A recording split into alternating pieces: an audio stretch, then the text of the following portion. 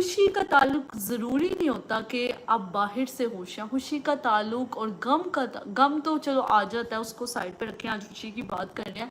खुशी का ताल्लुक आपके दिमाग से होता है। जो बंदा अंदर दिल और दिमाग से ही खुश नहीं है ना, उसको चाहे दुनिया की तमाम नेमतें मिल जाए, वो घूमने जाए फिरने जाए, वो खुश नहीं रह सकता।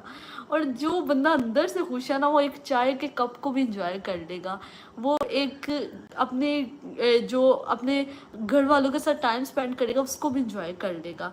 वो बहुत अच्छी बात कहते हैं कासिम अली शाह, सबको उनका पता होगा। वो कहते हैं कि जब इंसान खुद खुद के साथ एंजॉय नहीं कर सकता, वो इंसान बहुत बोर इंसान है।